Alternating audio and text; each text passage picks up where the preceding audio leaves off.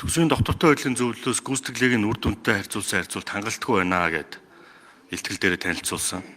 Тэгээ энэ байгууллагынхаа зөвлөмт өмөлтийг ингээд чихний хажуур зүгээр өнгөрөөдөг юм засгийн газартай.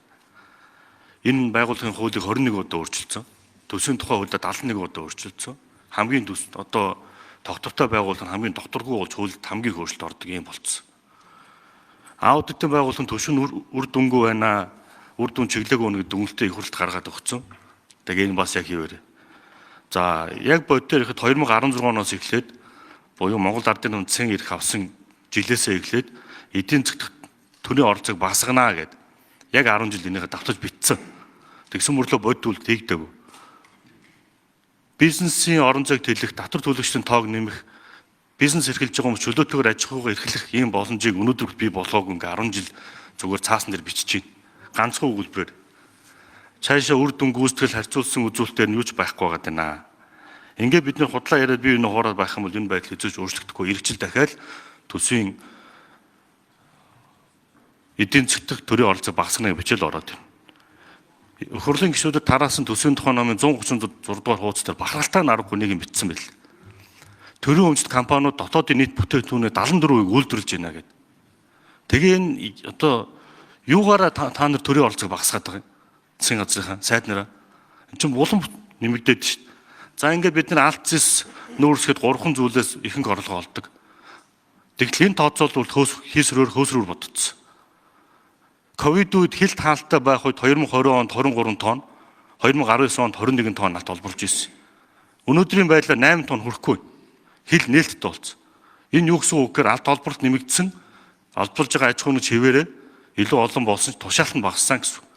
Дэлхийн түүхэндх хамгийн өндөр зэгтэй алт ирсэн байхад татвар төлөлтөө алт тушаалт нь багасж байна гэдэг бол хууль бус алт хэлээр гарч байна гэсэн. Үүн дээр одоо Дандны сайд ямар бодолтой байна? 2020 он 26 оны одоо улсын зүг бодохдоо алтыг 20 тонноор тушаана гэд 20 тонн алт тушаана гэж улсын зүг бодсон байл энэ төсөв дээр. Энд чинь бол биелэхгүй. Тэгээ эдийн засгт одоо төрийн оролцоо ягаан өндөр байгаад байна үгүй би та нарт өнөөдрийн байдлаар 54 мянган аж ахуйн нэгж татврын ямар нэг өртөө нийт өр нь 3.5 их найд байна. Тэгээ энэ аж ахуйн нэгжүүд яаж хөлдөөр нь бос гэдэг юм? Яаж хүний цалинтай байдаг юм? Тэгээд тийм учраас орлогын албан татварчин 1.8 ихтэй найдад тасарч шít.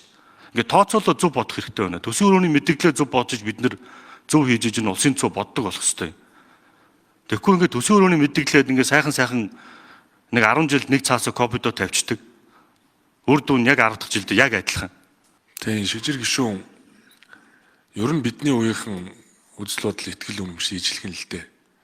Энэ төрийн өмчийн оролцоог багасгах ёстой. Тэгээ эдийн засаг дах энэ хувийн хвшлийн орон зайг бий болгох ёстой. Хувийн хвшлдэг ажлын байрыг хадгалах ёстой. Эдийн засгийн эрх чөлөөний төлөө энэ цаг үед бид дүрж өссөн л дөө. Тийм учраас бол би ичгэл үнэмшлийн хувьд хамт. Тийм учраас эдийн засгийн хөгжлийн сайд хийж байгаагаа хуваар энэ удаа төсвийн бодлогыг оруулж ирэхдээ эхлээд бодлогын хувьд одоо ингээ харахаар жишээ нь манай энэ тэнцвэржүүлсэн орлого тэнцвэржүүлсэн орлого нь дотоодын нийт бүтээгдэхүүний харьцаа хоёр нь баг 37. Аюу өндөр. Энийг шатаралтаа буулгаад энэ жил бол 30%, 28 онд 28% хүртэл бууруулъя гэдэг 27 28 оны төсвийн төсөөл 26 оны төсвийн үрийг оруулж ирсэн. Энэ юу вэ гэхээр энэ 28-37% орон зайд тэд татврын шинжилгээ хийгдэх ёстой. Хувийн хвшлийн орон зайг хадгалах ёстой. Одоо энэ сангийн амнаас энэ татврын багцуулыг барьж байгаа тэр 4 их найдын ачаал үүрээд байгаа хууль чи энэ орон зайд хадгалагдах ёстой.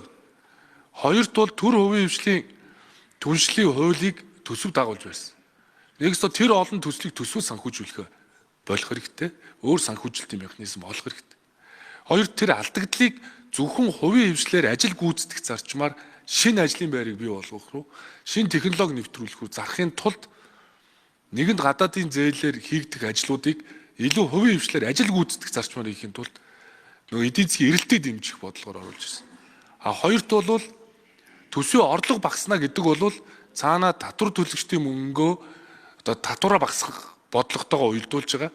Дээрээс нэр нөөтийн 2-ын 5 ч гэсэн цаанаа өөр бүртгүүлжүүлэх механизм л яваад далд эдийн засгийн сэргийг. Гуравт бол эдийн засгийн эрх чөлөөний хуулийг одоо 3 хоногийн өмнө бол legal info дээр тавилаа.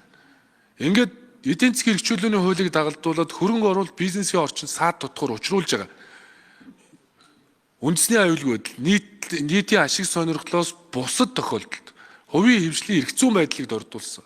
Үйл ажиллагааг нь хориглосон ямар ч хууль дүрм журам захиргааны хэм хэмжээний акт гаргахыг хуулиар бүхэлд нь хориглож байгаа. Тэгээд энэ хэвлэлийн эрхчлөөний хууль, хэвлэл мэдээллийн салбарыг энэ олон жил бас зохицуулж хамгаалж ирсэн шиг бид эдийн засгийн эрхчлөөний хуулийг бий болгож энэ баялаг бүтээгчдэд дэмжих гэсэн. Үүний хүрээнд AI дээр энэ эдийн засгийн эрхчлөөг хөндөд байгаа бүх хуулиудын шүүлт хийхэд 200 орчим хууль гарч. Ингээд энэ эдийн засгийн эрхчлөөний хуулийг дагалдуулаад хөрөнгө оруулалтын хууль олон жил бид ярьлаа, одоо баталж гаргая. Хөрөнгө оруулалтын хууль түүнийг дагсан одоо 10 гаруй хуулийн өөрчлөлт, дээрэс нь зөвшөөрөл мэдэгдлийн хууль гээд нийтдээ эдийн засгийн эрхчлөлийн хууль түүнийг дагсан 110 хуулийн өөрчлөлтийг legal info дээр тавьсан. Тэгээ энэ бол аль нам засаглалгаас үл хамааран энэ хуулийг хийгээд авах нь бидний хувьд бол чухал юм байл. Тэгээ ардчсан намын бүлгийн дарга бас ийм одоо хуулийн концепц одоо бас боловсруулсан гэд ярьж ирсэнтэй. Бид нар энийг улс төрчгүйгээр хамтдаа энэ эдийн засгийн эрхчлөөний хуулийг гаргаад төрийн оролцоог хөмөх хэрэгтэй. Тэгээ өмнө нь тэр төрийн өмч компани бүтээн засаг ил тод байдлыг сайжруулах хуулийг их хурлд оруулсан байна. Тэр хуулийг батлах хэрэгтэй. Ингээд түүний дараа засгийн газраас баримтлах чиглэлийг засгийн газрыг шахаад их хурлын гишүүд мэдээж одоо хуулийнхаа хүрээнд шахаад бид нар бол хурдан хугацаанд ажиллаад оруулж ирээд татан буулгахын татан буулгаж, нэгтгэхийн нэгтгэж, өөрчлөхийн өөрчилж, листэд болгохын болгож одоо нэг мөр нэг талтаа гарах хэрэгтэй л гэж ийм л байр суурьтай байна. Алт тушаалтын өнөөгийн нөхцөл байдал бол одоо шижрэг шүнтэй бас энэ төрийн өмчийн оролцоотой холбоотой асуудал санал нэг байгаа юм. Хамаг сайн том лицензүүдийг төрийн өмчийн компаниудаар тогтоол гаргаж байгаад өгүүлээд ингээд одоо тэгэл олборлолт явуулдаг. Тэгээ хувийн хвшлийнхэнд өгмөр байгаа. Тэгээ зардалтай холбоотой асуудлууд дээр нь бөөн хилан болоод ингээд яваад байгаа. Одоо ч гэсэн надаас бас лиценз нэхэл явж байна. Би бол өмнө нь авсан лицензүүдээр хийсэн хайгуу судалгааныхаа ажлын үр дүн хөрөнгө оруулалт та нарыг яаж хийх гээд байгаа юм гэдгийг харуулаа. Сорчилж олборлоод яваад байна. Энэ буруу. Уулын ажлын төлөвлөгөөгөө дагахгүй байна. Бага үедээ төсвийн орлого мундаг сайн хийсэн нэр зүгүүд байхаа болооч гэдэг ийм барь суртал явж байгаа. Алтан дээр бол одоо бас одоогийн байдлаар бол 49% гүйцэтгэлтэй байна. За энэ дээр бол гол асуудал сая би энэ алт тогтоол оруулж ирсэн алт аяныг дэмжих тухай тогтоол өнгөрсөн хаврын чуулганаар улсын хурлд. Тэгээ нөгөө эдийн засгийн төрийн оролцоог багасгахыг яриад байдаг. Гэтэл боддоор эн чинь одоо төрийн өмчт компани төрчин өөрөө дотоодын нийт бүтээгдэхүүн 74%-ийг үйлдвэрлэдэг байна шүү дээ. Энэ тоо жил болох нэмэгдээд байгаа.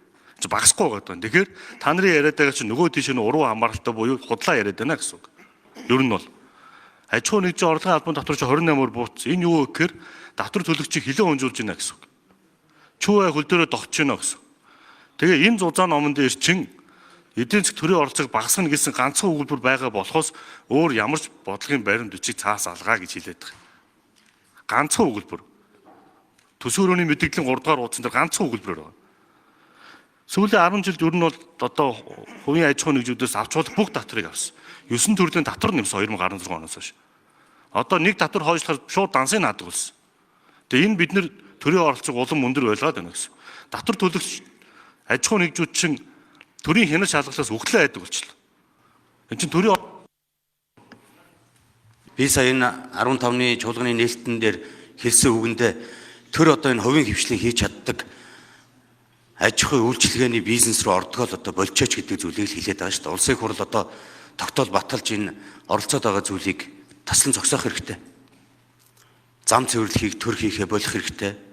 Хоол хийдгийг төр хийх энэ ажлаа болох хэрэгтэй. Амралт цэвэрлэлийн газар ажилуулдгийг төр хийдгээ болох хэрэгтэй.